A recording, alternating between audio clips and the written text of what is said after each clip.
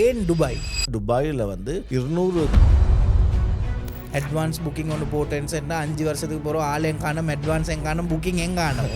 Progress எல்லாமே இங்கே வந்து சும்மா மெரிக ரவுண்ட் மாதிரி எடுக்கிற சாலியை ரொட்டேஷன் பண்ணுறேன். கொஞ்சம் சேஃபான ஒரு சிட்டி துபாய். அஸ்ஸலாமு அலைக்கும் மிஸ்ராஜ் கலீல் எந்த செய்தி? வலைக்கும் அஸ்ஸலாம் வரஹ்மத்துல்லாஹி அல்ஹம்துலில்லாஹ் நல்லா இருக்கிறோம். நான் மரத்தரக்கு உங்களை மீட் பண்ணுறேன் எந்தன்னு கேட்டேன்னு சொன்னால், இந்த ரோட் ஷோ பற்றி எங்கள்ட கூட்டாளியே ஒன்று நான் பேசி கொண்டிருந்தேன். அவருக்கு நிறைய டவுட் ஒன்று இருந்தேன். நான் சொன்னேன், அடே இப்படி தான் எனக்கு தெரிஞ்சொத்தரிக்கிற அவரோட ரோட் ஷோ ஒன்று நடக்கி இந்த செப்டம்பர் 13, 14 அப்போ வா போமென்னு சொன்னேன். அவரும் சொன்னேன், நாங்களும் எத்தனையோ ரோட் ஷோக்கு போகிற எப்போ வாராலும் இந்த ரோட் ஷோ வந்தாலும் எந்த செய்த ஒன்றும் செல்றல்ல, சும்மா இதை விற்கத்தான் பார்க்க, அவங்க பிச் பண்ணத்தான் பார்க்க, வாங்குவோம் சரியான ஒருத்தர் ஒழுங்கான டீட்டெயில்ஸ் ஒன்றும் தாரில்லைன்னு. அப்போ நான் சொன்னேன், இல்லை இருங்க நான் குடிக்கொண்டு போகிறேன்னு சொல்லி ஒருத்தருக்கு அவருக்கு நல்லா தெரியும், நான் அவர் இன்ட்ரடியூஸ் பண்ணி வைக்கிறேன்னு சொல்லி. ஸோ அவர்கிட்ட 2-3 இந்த கேள்விகள் தான் நான் இப்போ உங்கள்கிட்ட கேட்கறதுக்கு வந்தேன். என்ன கொஞ்சம் சொல்லுங்க, உங்களோட இந்த எந்த ரோட் ஷோவில் வித்தியாசம் லீக்கிறேன். சந்தோஷம் உங்களை மறுபடியும் சந்திக்கிறதுல. உங்களோட ஃப்ரெண்டு சொன்ன மாதிரி நிறைய ரோட் ஷோகள் இங்கே நடக்கும். அவங்க டெவலப்பர்ஸோட வருவாங்க, 3, 5 இல்லை 10 டெவலப்பர்ஸோட வருவாங்க. பொதுவாக ப்ரொஜெக்டுகளை ப்ரொமோட் பண்ணுறது, இப்படியும் அதை ப்ரொஜெக்டில் சேல் பண்ணணுன்றது தான் அதோட மெயின் ஒப்ஜெக்டிவாக இருக்கும். ஆனால் நாங்கள் ரோட் ஷோ செய்கிறது வந்து இன்வெஸ்டர் ஃபோக்கஸ்ட், அதாவது ஸ்ட்ராட்டஜி ஃபோக்கஸ்ட். அது டோட்டலி வந்து என்ன ஒரு சேல்ஸ் ஃபோக்கஸ்டாக இருக்காது. அது வாங்குங்கன்னு சொல்லாமல் நீங்கள் எப்படி செய்யணும்னு சொல்லி, எப்படின்னு சொன்னால் ஒவ்வொரு இன்வெஸ்டருக்கும் ஒவ்வொரு கோல், ஒவ்வொரு ஒப்ஜெக்டிவ், அவங்களோட கேஷ் ஃப்ளோ, அவங்களோட தேவைகள் எல்லாமே டிஃப்ரெண்ட்டாக இருக்கும். ஒரு சேம் ப்ரோச்சர் வந்து எல்லாருக்குமே செட் ஆகாது, சேம் ப்ராஜெக்ட் செட் ஆகாது. அப்போ ஒவ்வொருத்தருடைய ஒப்ஜெக்டிவும் கோல்ஸுக்கும் என்னான்னு நாங்கள் தெரிஞ்சுக்கொண்டு அதுக்கு சரியான ஒரு கைடன்ஸை கொடுக்கறது. பிஃபோர் இன்வெஸ்ட் வந்து அவங்கள நாங்கள் எடுக்கேட் பண்ணி, அந்த எடுக்கேட் பண்ணது பிறகு அவங்களுக்கு தேவையான ஆப்ஷனுக்கு அவங்க போவாங்க. உதாரணமாக ஒரு இன்வெஸ்டர் இருப்பார், ஷார்ட் டேர்ம் கெயினில் ஒரு 1 to 2 இயரில் அவருக்கு ரிட்டர்ன்ஸ் வேணும். செகண்ட் வந்து ஒரு லாங் டைமாக இருக்கும், ஒரு கேபிட்டல் க்ரோத் மட்டும்தான் அவரோட தேவையாக இருக்கும். அது வந்து ஒரு 4 to 5 years தேவைப்படும். இன்னொருத்தருக்கு வந்து ஒரு லாங் டைம் அவர் வச்சிருப்பார். இவங்க எல்லாருக்குமே ஒரு எக்ஸிட் பிளான் இருக்கும். அது இவ்வளோ டைமில் வரணுன்றது நாங்கள் எக்ஸிட் பிளானோட அவங்களுக்கு வச்சிருப்போம். அப்போ எல்லா ப்ராஜெக்டுகளும், எல்லா டெவலப்பர்ஸும், நான் கூட்டிட்டு வர்றது வந்து ஒரு 3-5 கூட்டிட்டு வந்தோம்னு சொன்னால் எல்லாருக்குமே சரி வராது. ஒவ்வொருத்தோட ஒவ்வொரு விஷயங்களாக இருக்கும். பேமெண்ட் பிளான் டிஃப்ரெண்ட்டாக இருக்கும், ப்ரைஸிங் எல்லாமே இருக்கும். அப்போ அது சேல்ஸ் பிச்சாக போயிடும். ஏன்னா நாங்கள் அந்த வந்தவங்க வந்து எப்படியும் அதை சேல் பண்ண தான் பார்ப்பாங்க. டெவலப்பருக்கும் அதை வந்த ஒரு கோல் ஒன்று இருக்கும். ஆனால் எங்கிட்ட வந்து நாங்கள் இன்வெஸ்டர் அந்த ஒப்ஜெக்டிவ் ஏற்றபடி நாங்கள் 100க்கு மேலே டெவலப்பர்ஸோட பார்ட்னர்ஸாக இருக்கிறோம். 750க்கு மேலே ப்ராஜெக்ட் எங்கள்கிட்ட எக்ஸஸ் இருக்குது. அப்போ எங்களுக்கு என்ன செய்யணும், ஒவ்வொருத்தரோட தேவையை அனலைஸ் பண்ணி ஒரு ஸ்ட்ராட்டஜி ஒன்று அவங்களுக்கு செஞ்சு அதை அவங்களோட இன்வெஸ்ட்மெண்ட்டுக்கு தேவையான மாதிரி நாங்கள் ஒரு இந்த இதில் வந்து நாங்கள் இந்த ரோட் ஷோவில் அவங்களுக்கு கைட் பண்ணி செய்வோம். நாங்கள் கூட்டுவது எல்லாமே ஒரு லைசன்ஸ் ரியல் எஸ்டேட் அட்வைசர்ஸ். இது வந்து அவங்களுக்கு நல்ல ஒரு பிரயோசனமாக இருக்கும். உங்களோட ஃப்ரெண்ட்ஸ் சொன்ன மாதிரி இந்த அனுபவம் வந்து வித்தியாசமாக இன்ஷால்லா இருக்கும். இப்போ நான் உங்கள்கிட்ட எந்தேன்னு கேட்டேன்னு சொன்னால், ஏன் துபாய் எந்தேன்னு கேட்டேன்னு சொன்னால், ரியல் எஸ்டேட் எங்கள் நாட்டில் போனாலும் இப்போ எங்கள் நாட்டிலையும் ஸ்ரீலங்கா பொறுத்த வரையில் சில லொக்கேஷன்ஸ் வலிச்சு நல்ல இன்வெஸ்ட்மெண்ட் உள்ள போட்டேன்ஸ்னாலும் பட் ஏன் துபாய்? டிஃபரன்ஸ் என்ன? சரியான கேள்வி. ரியல் எஸ்டேட்னு சொன்னால் ஸ்ரீலங்காவிலையும் மெயின் ஒரு மார்க்கெட் தான். இங்கேயும் வந்து ஃபாரினர்ஸும் இன்வெஸ்ட் பண்ணுறாங்க. ஆனால் துபாயில் வந்து 200 கண்ட்ரிலேருந்து வந்து இன்வெஸ்ட் பண்ணுறாங்க. அப்போ 200 கண்ட்ரிலேருந்து வந்து இன்வெஸ்ட் பண்ணுறதுன்னா அது குளோபல் சிட்டி. அது அப்போ டிமாண்டும் ஹை. அங்கே ஜாப் விஷயமா போகிறாங்க, பிஸ்னஸ் விஷயமா போகிறாங்க, மைக்ரேட் பண்ணுறாங்க. அப்போ அதனால் துபாயிலுக்கும் ஸ்ரீலங்காவுக்கும் இல்லை வித்தியாசம் என்னன்னு சொன்னால், எல்லாரும் ப்ராப்பர்ட்டி எசெட் வாங்குறத நோக்கம் வந்து மேக்கிங் மணி. அதில் ரிட்டர்ன்ஸ் ROI தான் வெரி இம்பார்ட்டன்ட். நிறைய பிஸ்னஸ் ஓனர்ஸாக இருக்கலாம், இல்லை ப்ரொஃபஷனல் யாரெல்லாம் சேவ் பண்ணி இன்வெஸ்ட் பண்ணிருக்கிறாங்களோ அதை குயிக்கில் ரிட்டர்ன்ஸ் எடுக்கிறது தான், கெயின் பண்ணுறது தான் நோக்கம். அப்போ நீங்கள் ஸ்ரீலங்காவில் இன்வெஸ்ட் பண்ணுனா ரியல் எஸ்டேட்டில் வந்து இன்னைக்கு எவ்வளோ பர்சன்டேஜ் வந்து ரிட்டர்ன்ஸ் ரெண்டல் கொடுக்குது? 2 to 3% கொடுக்குது. அதே மாதிரி 30% வரைக்கும் டெக்ஸ் இருக்கு. பேபேக் வந்து ரிட்டர்ன்ஸில் நீங்கள் பார்த்தீங்கன்னா 15 to 20 years வந்து நீங்கள் வெயிட் பண்ணணும் உங்களோட கேபிட்டலை எடுக்கிறதுக்காக. அதே நேரத்தில் அந்த கேபிட்டல் அமௌண்ட்டை நீங்கள் ஏர்ன் பண்ணுறதுக்கு. ஆனால் இங்கே இருக்கிற இன்ஃப்ளேஷன், அது கரன்சி டிப்ரிசியேஷன் வந்து கேபிட்டலையும் கூட நீங்கள் 50% லூஸ் பண்ண வேண்டியிருக்கும். அதுக்கப்புறம் கேபிட்டல் கெயின் டெக்ஸ் இருக்கு. ஆனால் துபாயை பொறுத்தவரையில் நீங்கள் வந்து 7 to 10% வந்து உங்களுக்கு ரெண்டல் ரிட்டர்ன்ஸ் எடுக்கலாம், டெக்ஸ் இல்லாத ரிட்டர்ன்ஸ் எடுக்கலாம். ரெண்டாவது கேபிட்டல் கெயின் கூட 20 to 80% வந்து உங்களுக்கு 2 to 3 இயர்ஸ்ல எடுக்கலாம். இது வந்து எல்லாத்துக்குமே ஒரு ஸ்ட்ராட்டஜி இருக்கு. சரியான முறையில் ஸ்மார்ட்டா இன்வெஸ்ட் பண்ணினா இந்த ஹை ரிட்டர்ன்ஸ் எல்லாம் துபாயில சாத்தியம். அப்ப நீங்க அந்த எடுக்கிற இன்வெஸ்ட்மெண்ட்டுக்கு உங்களுக்கு ரிட்டர்ன்ஸ் தேவையில்லை. அது மட்டுமல்ல, திர்ஹமும் அண்ட் யூஎஸ்டியும் பேஜ் கரன்சி, உங்களுக்கு அந்த கரன்சி டிப்ரிஷியேட் அங்க வராது. இங்க சல்லியை நீங்க அங்க இன்வெஸ்ட் பண்ணினா இங்கக்கு அதை கொண்டு வரும் போது எப்ரிஷியேட்டா இருக்கும். இப்ப வருஷத்துக்கு தெரியா $1 3.6 திரம்லே ஈக்குது. இருக்குது. ஆனா இது வந்து ஒரு 5 இயர்ஸ்க்கு போது எப்படி இருந்துச்சு, ஹாஃப் ரேட்ல அண்டர் 85 இருந்துச்சு. அப்போ தெரியும். அப்போ இங்கே ப்ராப்பர்ட்டி வாங்கினவங்க ஃபாரின் கரன்சியோட அதை நீங்கள் பார்த்தீங்கன்னா நிறைய கேஸ் ஸ்டடிஸ் இருக்குது. இன்வெஸ்ட் பண்ணவங்களுக்கு தெரியும். ஆனால் துபாயில் இன்வெஸ்ட் பண்ணுற வந்து நிறைய கண்ட்ரிகளில் டெக்ஸ் இருக்குது, அங்கே டெக்ஸ் இல்லை. அதனால டாப் சிட்டி இந்த வேர்ல்டு, பில்லியனர்ஸ் வந்து அங்கே மைக்ரேட் ஆகிறாங்க, பிஸ்னஸுக்காக மைக்ரேட் ஆகிறாங்க, ஃபேமிலிஸ் வந்து அந்த லைஃப் ஸ்டைல் நிறைய விஷயங்கள் மூவ் ஆகிறாங்க. இது எல்லாத்துக்கும் ரியல் எஸ்டேட் வந்து ஒரு முக்கியமான டிமாண்டாக இருக்குது.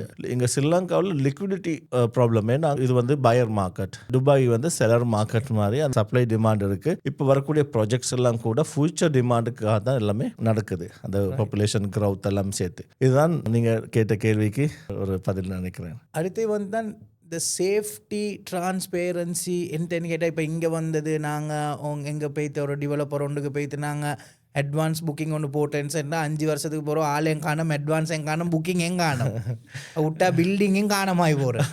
நிறையா போய்த்து பார்த்தா கிரவுண்ட் மட்டும்தான் நீச்சு. ஸோ அது மாதிரி விஷயத்தில் இப்போ இங்கே வந்தது கொஞ்சம் அந்த நம்பிக்கைக்குரிய விஷயம் கொஞ்சம் குறவு. எந்தன்னு கேட்டால் அட்வான்ஸ் கொடுத்தா அது அப்படியே சல்லல்லாம் தான் பெய்த்துடுறேன். ஸோ அங்கே இப்படி அங்கே டிரான்ஸ்பேரன்சி, இங்கே டிரான்ஸ்பேரன்சின்னா நாங்கள் எடுக்க வீட்டுக்கும் எங்களுக்கும் நடுவில் ஒரு 10-20 பேர் அவன்கிட்ட போ இவன்கிட்ட போன்னு சொல்லி. ஸோ அங்கே வந்தது டிரான்ஸ்பேரன்சி, சேஃப்டி, அஷூரன்ஸ் எல்லாம் எப்படி? நல்ல ஒரு கேள்வி. நான் வந்து நிறைய பாட்காஸ்ட்டில் வந்து எக்ஸ்பிளைன் பண்ணியிருக்கிறேன். ரெண்டாவது எங்களோட இந்த ரோட் ஷோலையும் கூட இன்வெஸ்ட் பண்ணும் போது கம்ப்ளீட் ஐடியா நாங்கள் கொடுப்போம். ஆனால் நீங்கள் கேட்ட கேள்விக்கு நான் வரேன். முக்கியமாக டிரான்ஸ்பரன்சின்னு சொன்னால் துபாய் வந்து குளோபல்லி வந்து ஒரு டிரான்ஸ்பரன்சி ரியல் எஸ்டேட்டில் டிரான்சாக்ஷன் பண்ணுற ஒரு சிட்டி வந்து துபாய் தான். ஏன்னு சொன்னால் அங்கே டெவலப்பர்ஸ் வந்து ஒரு லேண்டை, அந்த லேண்ட் வந்து ப்ராஜெக்ட் பேரில் இருக்கணும், லிங்காக இருக்கணும். ரெண்டாவது அந்த எல்லா ப்ராஜெக்டுடைய கன்ஸ்ட்ரக்ஷன் காஸ்ட் எல்லாம் வந்து அவங்களோட எஸ்க்ரோ அக்கௌண்ட்டில் அவங்க டிபாசிட் பண்ண பிறகு தான் ப்ராஜெக்ட் அப்ரூவல்லே கிடைக்கும், ப்ராஜெக்டை லான்ச் பண்ணிடலாம். அதுக்கு பிறகு நீங்கள் போடுற இன்வெஸ்டர் காசு எல்லாமே அந்த இன்வெஸ்ட்மெண்ட், டவுன் பேமெண்ட் டு இந்த மந்த்லி இன்ஸ்டால்மெண்ட் எல்லாமே எஸ்க்ரோ அக்கௌண்ட் தான் அது போகுது, கவர்மெண்ட் கண்ட்ரோல். இப்போ இது மைல் ஸ்டோன் பேஸ்ல தான் அந்த டெவலப்பர்ஸ்க்கு வந்து அது ரிலீஸ் ஆகும். கம்ப்ளீட் டிரான்ஸ்பரன்சி இருக்கு. உங்களோட ப்ராஜெக்டுடைய மைல் ஸ்டோன் ப்ரோக்ரஸ் எல்லாமே துபாய் லேண்ட் டிபார்ட்மெண்ட் வெப்சைட்ல வைத்து உங்களுக்கு எல்லாமே பார்க்கலாம். துபாய் லேண்ட் டிபார்ட்மெண்ட்ல லேண்ட் ஃப்ரீ ஹோல்டா, லீஸ் ஹோல்டா, இல்ல லேண்ட் மார்கேஜில் இருக்கா, எத்தனை ஓனர், இந்த லேண்ட் ப்ராஜெக்ட் என்ன, எல்லாம் 100% டிரான்ஸ்பரன்சி. நாங்களும் அதை வந்து ஒரு இன்வெஸ்டருக்கு காட்டுவோம். அதாவது அந்த இன்வெஸ்டருக்கு வந்தது ப்ராப்பர்ட்டியோட டீடைல்ஸை நாங்கள் என்டர் பண்ணேன்னா A to Z எல்லா டீடைல்ஸும் அந்த A to Z எல்லாமே பார்க்கலாம். அது மட்டுமல்ல, துபாயில் வந்து ரெண்டல் டிரான்சாக்ஷன், சேல்ஸ் டிரான்சாக்ஷன் எல்லா ஸ்ட்ரீம் பார்க்கலாம். ஒரு பில்டிங் என்ன பிரைஸ் மார்க்கெட்டில் போகுது, என்ன ரெண்டல் ரிட்டர்ன்ஸ் வருது, உங்களோட டெவலப்பர் ஹிஸ்ட்ரியை பார்க்கலாம். அவங்களோட எப்போ ப்ராஜெக்ட் வந்து ஏப்ரல் கொடுத்தாங்க, எப்போ முடித்தாங்க, அவங்க டிலே பண்ணியிருக்கிறாங்களா எல்லாம் அடுத்து இப்போ அங்கே ப்ராஜெக்ட் வந்து ஒன் டைமுக்கு ஹேண்ட் ஓவர் பண்ணுறதுக்கான ரூல்ஸ் என்ன, அவங்க காசு எல்லாமே எஸ்க்ரோ அக்கௌண்ட்டில் இருக்குது. அவங்களுக்கு அந்த இன்வெஸ்ட்மெண்ட் பண்ண ஒரு காசு இல்லவங்க தான் வந்து அங்கே ப்ராஜெக்டை செய்யலும். இங்கே மாதிரி எஸ்கேப் ஆக இயலாது. அந்த ப்ராஜெக்ட் சளி எடுத்து இன்னொரு பிஸ்னஸ்லையோ இன்னொரு விஷயத்துக்கு யூஸ் பண்ணவும் இயலாம். அந்த பர்டிகுலர் ப்ராஜெக்ட் மட்டும் தான் அவங்க யூஸ் பண்ண இயலும். அப்படி எல்லாமே செக்யூரிட்டி இருக்குது. ஒரு இன்வெஸ்டர் ஃப்ரெண்ட்லி பாலிசி, அது வெல் ரெகுலேட்டட் மார்க்கெட். ஏன்னா மெயின் ஜிடிபியில் ஒரு ரியல் எஸ்டேட்டும் ஒரு பங்கை வகிக்குது. இன்வெஸ்டர்ஸுக்கு ஒரு சேஃப்டி இருக்கிறதுனால தான் 200 கண்ட்ரிலேருந்து வந்து அங்கே இன்வெஸ்ட் பண்ணுறாங்க. அதனால தான் ரியல் எஸ்டேட் வந்து இன்னைக்கு எல்லா கண்ட்ரியும் பீட் பண்ணி இன்னைக்கு ஒரு ஃபர்ஸ்ட் பிளேஸில் துபாய் இருக்குது. இப்போ நீங்கள் சொன்ன மாதிரி இப்போ ஒரு ஃபண்ட் ஒன்று அவங்க எடுத்து இன்வெஸ்ட்மெண்ட் இந்த ப்ரொஜெக்ட்டுக்கு என்ன அந்த ப்ரொஜெக்ட்டுக்கு மட்டும் தான் இன்வெஸ்ட் பண்ணுவாங்க. அதுலேருந்து இவங்களுக்கு வெளியே ஒன்றுமே செய்யலை. ரைட். இங்கே அப்படி இல்லை. இங்கே வந்து சும்மா மெரிகரவுண்ட் மாதிரி எடுக்கிற சாலியாக ரொட்டேஷன் பண்ணுறேன். அங்கே எடுத்து இங்கே போடுற, இங்கே எடுத்து அங்கே போடுற ஐட்டம் மிச்சம். துபாயோட நேம் வந்து ஸ்பெயில் ஆகக்கூடாது. துபாயோட இன்கம் இதெல்லாமே துபாயை நம்பி வராங்க. அப்படி துபாய் வந்து இதுக்கு துபாய் லேண்ட் டிபார்ட்மெண்ட், ரீரான்னு சொல்லி டெவலப்பர்ஸாக இருக்கலாம், ரியல் எஸ்டேட் கம்பெனிஸாக இருக்கலாம், ப்ராப்பர்ட்டி மேனேஜ்மெண்ட் கம்பெனி எல்லாம் அவங்களோட அவங்களோட மானிட்டர் ஒரு ப்ராஜெக்டை சும்மா யாருக்கும் ப்ரொமோட் பண்ணிடாது. அதுக்கு சரியான அப்ரூவல் இருக்கணும், ஒரு சிஸ்டமேட்டிக்காக எல்லா விஷயங்களும் செய்யணும். இருக்குது. அதனால் இன்வெஸ்டருக்கான முச்சம் சேஃபான ஒரு சிட்டி துபாய் தான். அது சொல்லி தான் அங்கே ரியல் எஸ்டேட் நல்ல பூமிங் ஆகி கொண்டு போகுது. கண்டிப்பாக. இன்னொரு கேள்வி ஒன்று கேட்க தான், இந்த இன்வெஸ்ட்மெண்ட் ரேஞ்ச் மினிமம் இவ்வளோ இருந்தால் உங்களுக்கு ப்ராப்பர்ட்டி ஒன்றுக்கு ட்ரை ஒன்று பண்ணேலும், ஆனால் அவரேஜாக இப்படி இருந்தால் உங்களுக்கு நல்ல ஆரோயோட கொடுக்கலும். இப்படி தானே நல்ல இன்வெஸ்ட்மெண்ட் ஒன்று போட்டால் தான் நல்ல ரிட்டர்ன்ஸ் அடிக்கலும். ஏன்னா சின்ன இன்வெஸ்ட்மெண்ட் போட்டு பெருசாக எங்களுக்கு ஆரோயா எதிர்பார்க்கல. இனிஷியல் ரேஞ்ச் எப்படி, அதாவது ஒழுங்காக இன்வெஸ்ட் பண்ணால் இவ்வளோ ஆரோயா கிடைக்குமென்ற அந்த ரேஞ்சை கொஞ்சம் சொல்லலுமோ? இப்போ உங்களுக்கு தெரியும், இங்கே ஸ்ரீலங்காவிலையும் Tier 1, Tier 2, Tier 3 லொக்கேஷன் இருக்குது. கொல்லுப்பெட்டியாக இருக்கலாம், இல்லை கிளம்பு 3, கிளம்பு 7, கிளம்பு 2, அப்படியெல்லாம் ஒவ்வொரு லொக்கேஷனுக்கு ஒவ்வொரு 1 பெட்ரூமோ 2 பெட்ரூமோ 3 பெட்ரூமோ ஒரு ப்ரைஸ் இருக்கு இல்லையா? அதே மாதிரி ஸ்கொயர் ஃபீட் ப்ரைஸ் இருக்குது. ஒவ்வொரு லொக்கேஷனில் ரிட்டர்ன்ஸ் வந்து டிஃப்ரெண்ட்டாக இருக்குது. அதே மாதிரி தான் துபாயில் உங்களுக்கு மினிமம் 50 மில்லியன் ருபீஸ் இருந்தால் ஸ்டார்ட் பண்ணலாம். ப்ரொஜெக்ட் வந்து உங்களுக்கு கிடைக்கும், பேமெண்ட் பிளானோடையும் உங்களுக்கு கிடைக்கும். ஆனால் உங்களுக்கு எப்ரிசியேஷனும் வேணும், ஆர்ஓயும் வேணும்னு சொன்னால் நல்ல பெட்டர் வந்து ஒரு 80 மில்லியன் ருபீஸுக்கு மேலே இன்வெஸ்ட் பண்ணால் நல்லது. அது வந்து உங்களுக்கு எல்லா ஆப்ஷனும் உங்களுக்கு கிடைக்கும். அனலைஸ் பண்ணி பார்த்து உங்களோட அந்த 3 கோல்ஸில் வரவங்களுக்கு, அப்ஜெக்டில் வரவங்களுக்கும் அந்த இன்வெஸ்ட்மெண்ட்டை வந்து செய்யறதுக்கு ஈஸியாக இருக்கும். நாங்கள் இதெல்லாம் எங்களோட இந்த ரோட் ஷோவில் வரவங்களுக்கு நாங்கள் எல்லாமே டேட்டாஸ் எல்லாம் காட்டி அவங்களோட இன்வெஸ்ட்மெண்ட் சைஸ் என்ன, அவங்களோட கேஷ் ஃப்ளோ என்ன, அவங்கள்ட்ட என்ன இனிஷியல் அமௌண்ட் இருக்குது, எப்படி அவங்களுக்கு போகலாம்ன்ற மாதிரி அதுக்கு ஏற்ற மாதிரி. அதனால தான் இந்த ரோட் ஷோ வந்து இன்வெஸ்டர் ஃபோக்கஸ்டு, ஸ்ட்ராட்டஜி ஃபோக்கஸ்டு ஒரு ரோட் ஷோன்னு சொல்கிறோம். அதுக்கான எல்லா வழிகளையும் நாங்கள் சொல்லுவோம். அது மட்டுமல்ல, இப்போ இன்வெஸ்ட்மெண்ட்டில் வந்து ஒரு 80 மில்லியனுக்கு மேலே பண்ணால் ஒரு இன்வெஸ்டர் வீசா கூட எலிஜிபிள் ஆவாங்க. 2 இயர்ஸ் இன்வெஸ்டர் வீசாக்கு எலிஜிபிள் ஆவாங்க. அது வந்து ஒரு 160 மில்லியனுக்கு மேலே இன்வெஸ்ட் பண்ணினால் ருபீஸில் அவங்களுக்கு கோல்டன் வீசாக்கு எலிஜிபிள் ஆவாங்க. அப்போ அந்த மாதிரி வீசா ஆப்ஷனும் அவங்களுக்கு வேணும். அதே மாதிரி நல்ல ஒரு க்ரோத் வேணும், எல்லாமே வேணும்னு சொன்னால் அவங்க நல்ல ஒரு இன்வெஸ்ட்மெண்ட் சைஸ் வந்தால் அது எங்கே அந்த டிமாண்ட் இருக்கோ, எங்கே அந்த நல்ல ரிட்டர்ன்ஸ் இருக்கோ, ரெண்டல் ஈல்டு இருக்குது, எங்கே கேபிட்டல் கெயின் எங்கே எடுக்கலாம், எல்லாமே நாங்கள் அனலைஸ் பண்ணி டேட்டாஸை வச்சு அவங்களுக்கு நல்ல ஒரு அட்வைஸை கொடுக்கலாம். அதை வச்சு அவங்க நல்ல ஒரு டிசிஷனுக்கு வரலாம். நாங்கள் வந்து ஒரு ஆளை இன்ஃப்ளூயன்ஸ் பண்ணவோ அவங்கள புஷ் பண்ணவோ மாட்டோம். அவங்களுக்கு கைட் பண்ணி கொடுப்போம். அவங்க ஒரு டிசிஷனை எடுப்பாங்க. இன்ஷால்லா. என்னன்னு கேட்டால் இங்கே இந்த கேட்டால் ஒரு ரூபாக்கு குதிரையை வாங்கி தாப்பைக்கு மேலே பாயணும் என்று இல்லைங்கண்ணா, இந்த மைண்ட் செட்டு மீக்கிற சொல்லுவாங்க. இதை நான் இந்த கேள்வியை கேட்டு. அப்போ இப்போ நீங்கள் இவ்வளவும் சொல்லி இப்போ இதுக்கு முன்னுக்கு யார் சரி ஸ்ரீலங்கன்னு சொல்லி யார் சார் இன்வெஸ்ட் பண்ணிக்கிறாங்களா, அவங்களுக்கு இந்த மாதிரியோ இல்லை அவங்க எக்ஸ்பீரியன்ஸ் பண்ணிக்கிறாங்களா? இப்போ நீங்கள் சொல்லி மாதிரி என்ன சரி 2-3 கேஸ் ஸ்டடி பேர் ஒன்றும் சொல்ல தேவையில்லை, ரைட்? இந்த மாதிரி ஆட்கள் ஈக்கிறாங்க, இன்வெஸ்ட் பண்ணிக்கிறாங்க, இவ்வளோ இன்வெஸ்ட் பண்ணிக்கிறாங்க, இந்த மாதிரி பர்சன்டேஜ் கிடைச்சி ஒன்று சொல்லலுமோ? கண்டிப்பாக. எங்கள்கிட்ட ரீசெண்ட் நடந்த 2 சக்ஸஸ் ஸ்டோரி நான் சொல்லலாம். ஒரு 4 இயர்ஸுக்கு ஒரு 3 மில்லியனுக்கு வாங்கின ஒரு ப்ராப்பர்ட்டி டவுன் ஹவுஸ் வந்து இன்றைக்கி அவர் 5.2 மில்லியனுக்கு திருகத்துக்கு சேல் பண்ணார். அதுக்கு அவருக்கு கேபிட்டல் க்ரோத் வந்து 70% வந்திருக்கு. ரெண்டாவது அவர் கேபிட்டல் ரெண்ட் ரிட்டர்ன்ஸ் வந்து 250,000 இயர், ஆல்மோஸ்ட் அது 7-8% வந்து அவருக்கு வருது. இப்போ நாங்கள் பார்த்துனா 4 இயர்ஸில் அவர் ஆல்மோஸ்ட் அவர் பேபேக் அவர்ந்த 100% ரிட்டர்ன்ஸ் வந்து. அப்போ அவருக்கு அதை இன்னும் கொஞ்சம் நாளைக்கு அந்த ப்ராப்பர்ட்டி வச்சுக்கொள்ளலாம், ஏன்னா அவருக்கு இன்னும் வந்து அதை விற்கலாம். ரெண்டாவது ஒரு ப்ராப்பர்ட்டி வந்து 1.2 மில்லியனுக்கு வந்து 2 இயர்ஸுக்கு வாங்கின ப்ராப்பர்ட்டி இன்றைக்கி 1.95க்கு அது சேல் பண்ணார் அவர். அவருக்கு பார்த்தோம்னா 62% வந்து ப்ராஃபிட் 2 இயர்ஸில். இப்படியான சக்ஸஸ் ஸ்டோரிஸுக்கு அது எக்ஸப்ஷனல் கேஸாக 1 இயரில் பேபேக் எடுத்தவங்க, 2 இயர்ஸில் எடுத்தவங்க, 3 இயர்ஸில் எடுத்தவங்க நிறைய சக்ஸஸ் ஸ்டோரிஸ் இருக்குது. அப்போ இது வந்து ரீசெண்டாக நடந்த சில விஷயங்கள், சேல் வந்த விஷயங்கள் உங்களுக்கு நான் சொன்னது. நாங்கள் அவங்களுக்கு அந்த ஸ்டோரிஸை எடுத்து காட்டுவோம், டேட்டாவை எடுத்து அந்த கேஸ் ஸ்டடீஸ் மாதிரி நாங்கள் எங்களோட டிரான்சாக்ஷனில் இப்படி ஒரு வாங்கினார், இந்த விலைக்கு விற்றாங்க, இவ்வளோ கெயின் வந்திருக்கு, இந்த மாதிரி ப்ராப்பர்ட்டிக்கு இந்த மாதிரி லொக்கேஷனில் என்னென்ன கெயின் வந்திருக்கு, என்ன ரிட்டர்ன்ஸ் வந்திருக்கு, என்ன மாதிரி ஸ்ட்ராட்டஜி யூஸ் பண்ணால் எவ்வளோ ROI வந்து அவங்களோட மேக்ஸிமம் எடுக்கலாம்ன்றதெல்லாம் நாங்கள் அந்த ஸ்ட்ராட்டஜிஸில் அதில் வந்து நாங்கள் ஒரு சீரியஸ் இன்வெஸ்டருக்கு நாங்கள்லாம் கைட் பண்ணி அவங்கள அந்த மாதிரி சரியான முறையில் இன்வெஸ்ட் பண்ணுறதுக்கு நாங்கள் தேவையான கைனஸாக கொடுக்கும். இந்த அடிஷனல் பெனிஃபிட்ஸில் என்னன்னு கேட்டேன்னா, இப்போ இந்த ரோட் ஷோக்கு அட்டெண்ட் ஆகுறவங்க வந்தது வேறு என்ன, இப்போ லைக் அவங்களுக்கு எக்ஸ்பீரியன்ஸ் ஆகும், அதாவது லைசன்ஸ்டு உள்ள அந்த கன்சல்டேஷன்ஸ் இல்லாமல் வேறு என்ன சரியோ இல்லை அவங்களுக்கு? ஓகே, கண்டிப்பாக நாங்கள் என்ன பிளான் பண்ணியிருக்கிறோம்னு சொன்னால், எங்களோட லைசன்ஸ் அட்வைசர்ஸ், ரியல் எஸ்டேட் சம்மந்தமான எக்ஸ்பர்ட்ஸ்களும் வருவாங்க. அது இல்லாமல் இன்வெஸ்ட் பண்ணுறது வந்து பிஸ்னஸ் ஓனர்ஸ்கள் பண்ணுறாங்க. அவங்களுக்கு பிஸ்னஸ் எக்ஸ்பேண்ட் பண்ணணுன்ற நோக்கங்கள் இருக்கலாம் துபாயில், இல்லாட்டி பண்ணுறவங்களுக்கு சில வேறு சேவைகள் தேவையாக இருக்கலாம். அது எல்லாத்துக்கும் சம்பந்தமான எங்களோட வருவாங்க. அதில் இன்ஷா அல்லாஹ் ஒரு பிஸ்னஸ் அட்வைசர் வந்து நிறைய பெரிய பெரிய கூகுள், மைக்ரோசாஃப்ட் கம்பெனிஸ் மாதிரி அவங்களோட பிரான்ச் எல்லாத்துக்கும் பிஸ்னஸ் அட்வைசர் செஞ்சுவார். இந்த மாதிரியான ஒரு பர்சனும் வருவார். அதே மாதிரி லோயர் வரத்துக்கு பிளான் இருக்குது இன்ஷா அல்லாஹ். அந்த லோயர் வந்து அவங்களோட வில்ஸ் சம்மந்தமாக, இன்ஹெரிட்டன்ஸ் சம்மந்தமான விஷயங்களை நீங்கள் தெரிஞ்சுக்கொள்ளலாம். அவங்களோட ப்ராப்பர்ட்டி, அவங்களோட பிஸ்னஸ் சம்மந்தமான எல்லா விஷயங்களுக்கும் அந்த லோயர் உங்களுக்கு அட்வைஸ் பண்ண. அது மாதிரியான உங்களோட ப்ராடக்ட்டுகளை துபாயில் ஷோகாஸ் பண்ணணும், அந்த மாதிரி விஷயங்கள் இருந்தால் அதுக்கு சப்போர்ட் பண்ணக்கூடிய மாதிரி வருவாங்க. அந்த பிஸ்னஸ் கம்யூனிட்டியிலேருந்து உங்களுக்கு என்னெல்லாம் சப்போர்ட் வேணுமோ துபாயில் அது சம்மந்தமான விஷயங்களையும் உங்களுக்கு கைட் பண்ணக்கூடியவங்களும் எங்களோட இருப்பாங்க. அப்போ எங்களோட இன்வெஸ்ட்மெண்ட் செஷனை முடித்து அந்த சீரியஸான இன்வெஸ்டர்களுக்கு நாங்கள் அந்த ஒரு வாய்ப்பையும் நாங்கள் இன்ஷா அல்லாஹ் கொடுப்போம் இந்த ரோட் ஷோவில்.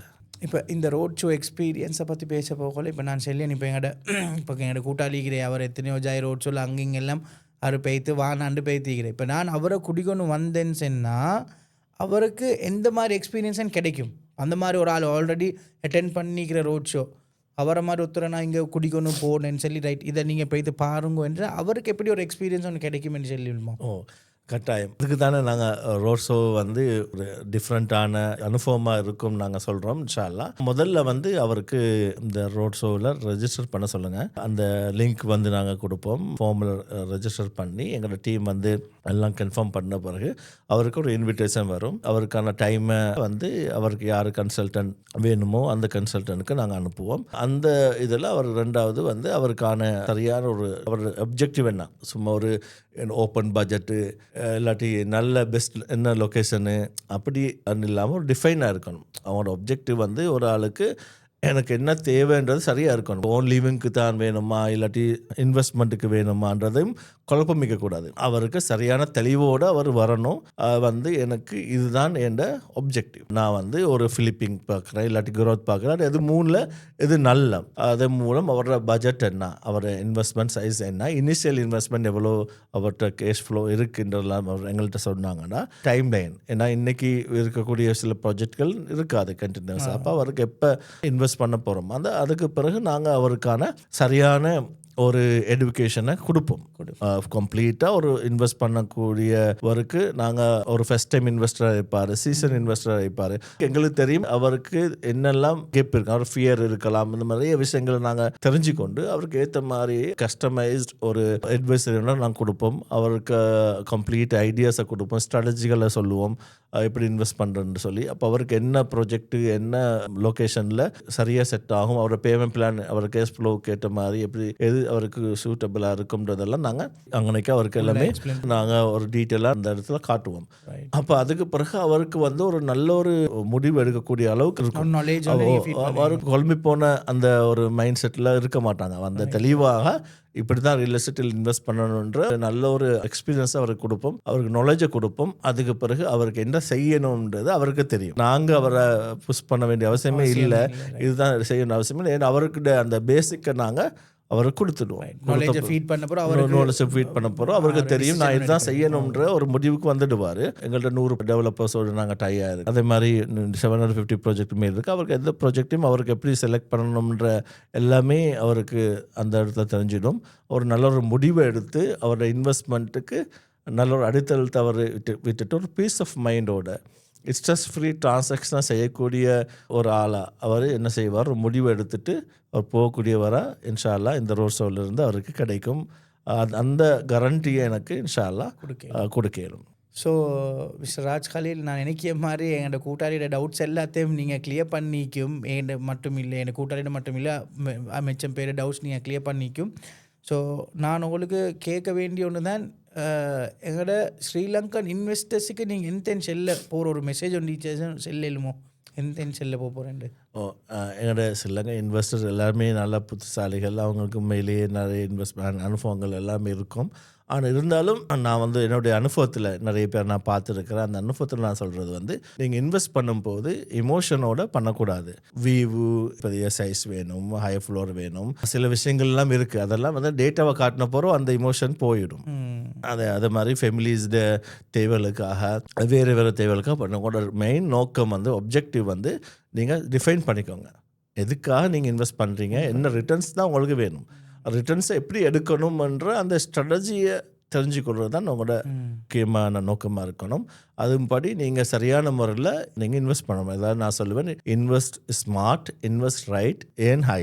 ஒரு உங்களுக்கு கிடைச்ச ஆப்பர்ச்சுனிட்டியை வந்து சரியான முறையில், ஒரு சேஃபான முறையில், சரியான அட்வைசரோட கனெக்ட் பண்ணி நீங்கள் அவங்களோட அட்வைஸை எடுத்துக்கொண்டு சரியான முறையில் நீங்கள் இன்வெஸ்ட் பண்ணி ஹையாக ஒரு ஏர்ன் பண்ணணுன்றது தான் எங்களோட நான் அட்வைஸாக கொடுப்பேன்.